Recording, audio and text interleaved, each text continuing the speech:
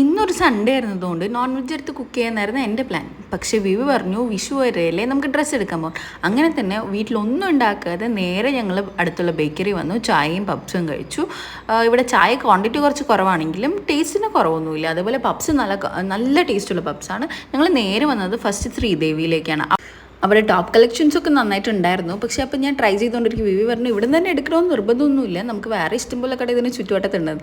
അപ്പോൾ പിന്നെ എനിക്ക് അവിടെ കൂടെ ട്രൈ ചെയ്തിട്ട് മതിയല്ലോ, എടുത്താൽ മതി എന്ന് പറഞ്ഞിട്ട് ഞങ്ങൾ നേരെ PSRലേക്ക് പോയി. അവിടെ നിന്ന് ഒരു 3 ഡ്രസ്സ് ട്രൈ ചെയ്തു. അവിടെ ഞങ്ങൾക്ക് യെല്ലോ ഇഷ്ടമായിട്ടുണ്ടായിരുന്നു. പക്ഷേ അതിൽ ബട്ടൺസിനൊക്കെ കുറച്ച് ഇഷ്യൂ ഉള്ളതുകൊണ്ട് ഞങ്ങളത് എടുത്തില്ല.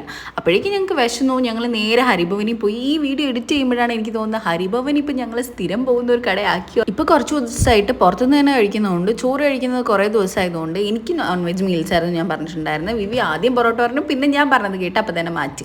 അങ്ങനെ ഞങ്ങൾ ചോറൊക്കെ കഴിച്ചു. അവിടുന്ന് പായസമൊക്കെ ഇടിച്ചിട്ടുണ്ടായിരുന്നു, അതൊക്കെ കുടിച്ചു.